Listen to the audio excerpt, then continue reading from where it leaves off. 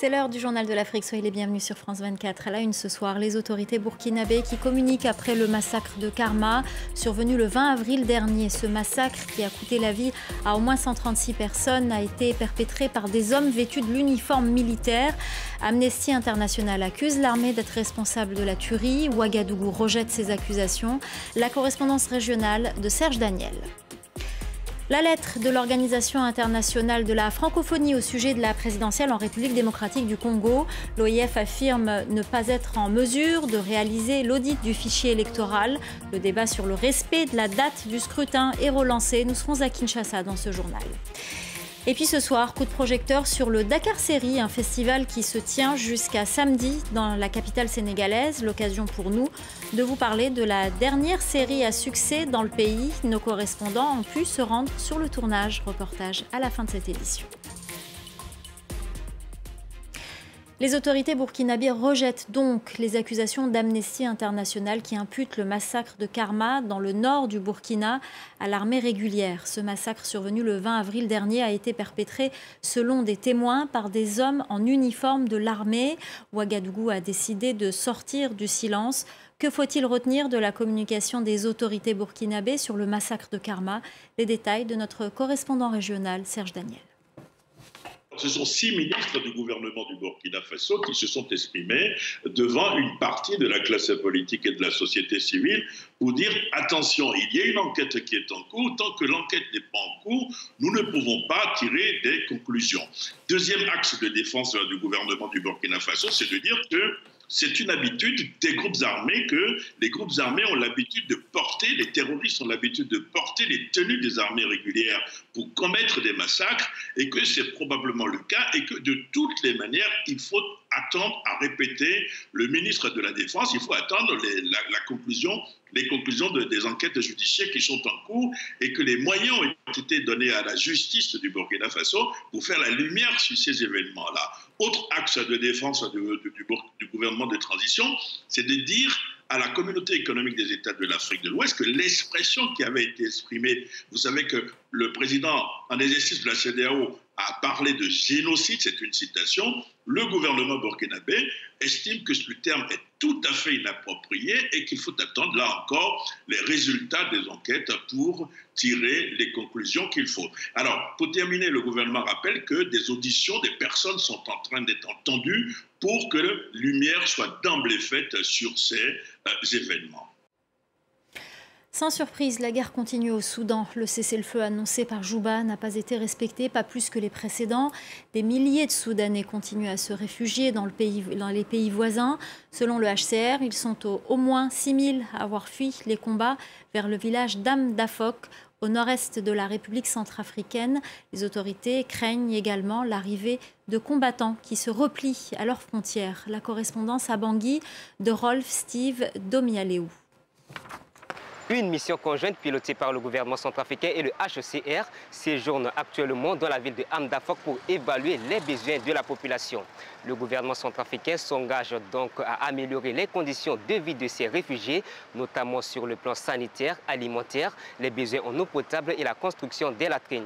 La société civile centrafricaine est favorable à l'installation de ces réfugiés sur le territoire centrafricain, mais recommande au gouvernement centrafricain de renforcer la sécurité à la frontière.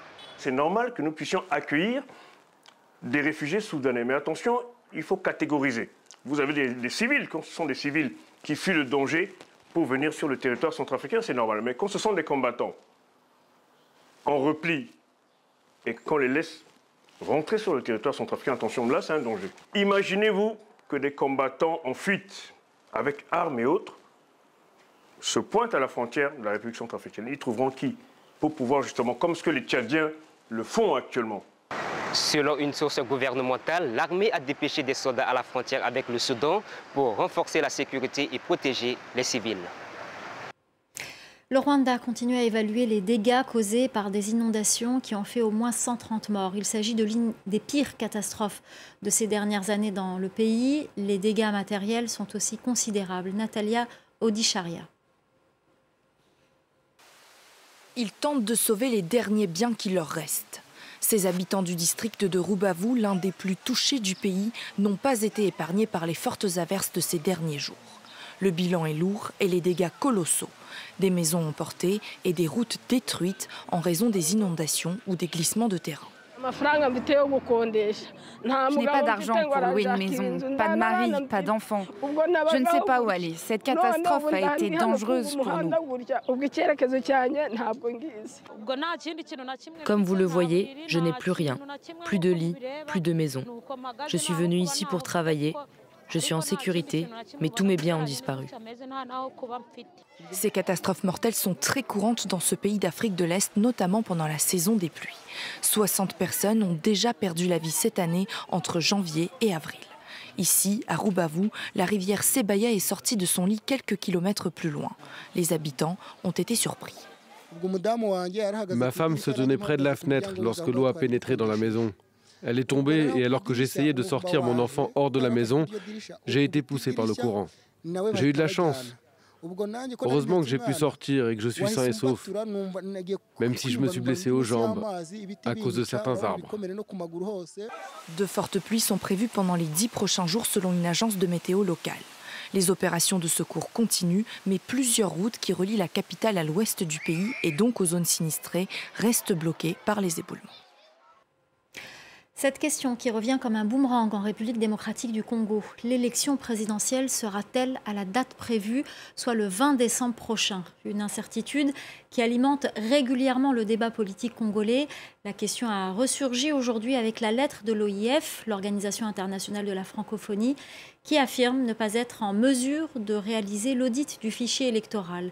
Les précisions à Kinshasa d'Aurélie Bazaraki-Bangoula. C'est un coup de pression à 8 mois de la date annoncée de l'élection présidentielle. Dans une lettre adressée à la CENI, la Commission électorale nationale indépendante, l'Organisation internationale de la francophonie explique qu'elle ne sera pas en mesure de réaliser l'audit du fichier électoral.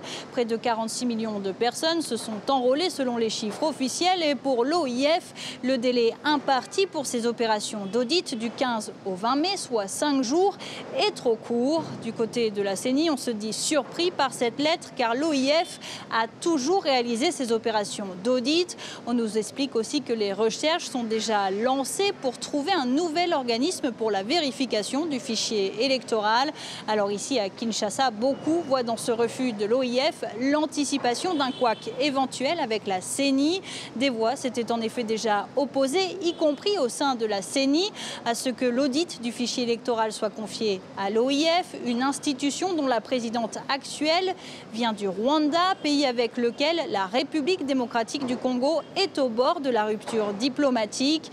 Kinshasa accuse en effet Kigali de soutenir les rebelles du M23 qui ont conquis de vastes territoires dans l'est du pays, ce que Kigali dément. Mais ce refus de l'OIF d'auditer le fichier électoral va surtout renforcer les suspicions de l'opposition politique qui dénonçait déjà un fichier électoral biaisé. Ce nouveau rebondissement fait craindre aussi un glissement dans le calendrier électoral. L'élection présidentielle est annoncée pour le 20 décembre, une date à tenir coûte que coûte, selon un proche du président Félix Tshisekedi. Au Niger, un colloque a réuni les pays du G5 Sahel autour de la question des femmes dans la région. Comment réduire les violences à leur encontre et comment mieux les impliquer dans les processus de pacification du Sahel alors que la situation sécuritaire se dégrade. Les précisions à Niamey de notre correspondant Harold Girard. Le Niger accueille aujourd'hui près de 400 000 réfugiés, principalement parce que ces personnes fuient les agressions terroristes dans les pays voisins. 80% de ces réfugiés aujourd'hui sont des femmes et des enfants. Parmi ces femmes, il y en a beaucoup qui se plaignent en arrivant au Niger et en intégrant les structures de l'ONU d'agressions sexuelles et de violences en tout genre. Aujourd'hui, à Niamey, lors de ce colloque, ONU Femmes a insisté une nouvelle fois sur une meilleure prise en charge de ces réfugiés, de ces femmes et un appareil judiciaire renforcé à cet effet. La première chose, c'est de renforcer le cadre légal et législatif de protection. Donc c'est de devoir disposer déjà d'une loi de lutte contre les violences basées sur le genre. Beaucoup de pays ne disposent pas encore de cette loi. Nous sommes dans une zone, dans le G5 Sahel, qui fait face à beaucoup de crises, notamment les crises humanitaires, les conflits armés, les crises climatiques. les crises liées au sous-développement que nous vivons et qui génèrent beaucoup de conflits, que ce soit des conflits au niveau politique, que ce soit des conflits au niveau communautaire. Et pour cela, les femmes sont les mieux placées, les actrices, les artisanes du changement, qui pourraient être instrumentalisées pour pouvoir apporter des solutions. Les violences basées sur le genre sont principalement bannies par la Constitution ici au Niger, mais selon plusieurs ONG, certaines traditions, comme celle du mariage de jeunes filles mineures à des hommes adultes, continuent de menacer l'avancée des droits des femmes dans le pays. On vous parle de ce festival, le Dakar Série. Il se tient depuis hier et jusqu'à samedi dans la capitale sénégalaise. C'est le tout premier festival panafricain dédié aux séries. Au programme, des projections, des formations et même une compétition. Le secteur audiovisuel du Sénégal, pays hôte, est en pleine expansion. Sarah Sako, Aminatou Diallo et Mba Indir se sont rendus sur le tournage de la dernière série à succès dans le pays. Reportage. Ça a commencé. C'est un rituel que Germaine et Nali ne ratent jamais. 3 fois par semaine, elles savourent le nouvel épisode de leur série préférée. Lancée il y a bientôt 3 mois, Déchéance suit les aventures d'un groupe de jeunes filles confrontées aux dangers de la ville. C'est une série très intéressante. Elle relate la réalité de la société, ce que vit la plupart des jeunes actuellement dans cette société. Par exemple, l'inceste dans les familles, les jeunes filles qui se prostituent pour subvenir à leurs besoins.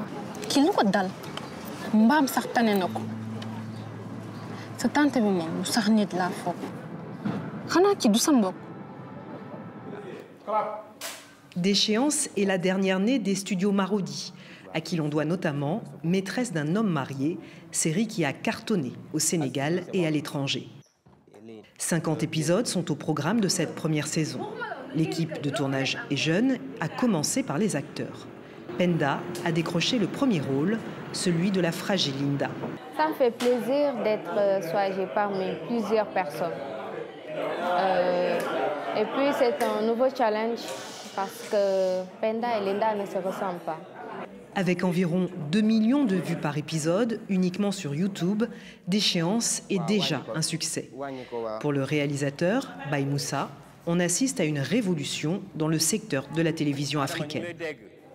Il y a beaucoup de séries sénégalaises et je pense que même les gens ne regardent presque plus les séries des étrangers. D'autant plus même les étrangers demandent à nos séries et même des sous-titres aussi pour regarder. Inspirées par ces succès, les maisons de production foisonnent à Dakar, qui espèrent devenir une plaque tournante de l'industrie audiovisuelle, à l'image de Nollywood, le géant nigérian. On va se quitter sur les images d'une œuvre de l'immense street artiste brésilien Eduardo Cobra. Il vient de la dévoiler à Cotonou. La fresque murale s'étend sur 700 km². L'artiste y a représenté 12 personnages, chacun symbolisant une religion différente. Ils regardent tous vers le ciel. Une manière de défendre le dialogue interreligieux. L'œuvre est située sur l'un des plus grands axes de la ville, sur le mur des graffitis qui s'étend sur 4 km. Voilà pour ces images signées Emmanuel Sodji. Merci aux équipes en régie, merci à notre chef d'édition Célia Caracena, merci à nos correspondants sans qui ce journal ne pourrait se faire. Et merci à vous pour votre fidélité. Restez avec nous, l'info continue sur France 24.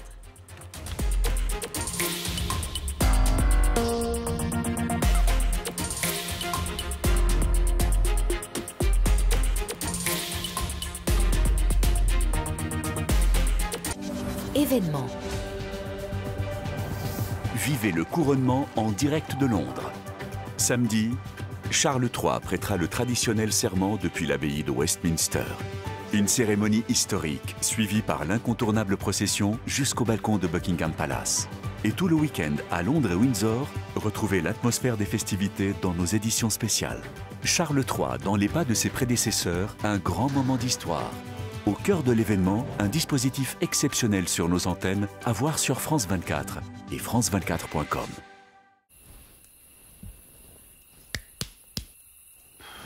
Vous, au moins, vous pouvez voir la météo avec Aesio Mutuelle. C'est ça, la mutuelle d'aujourd'hui.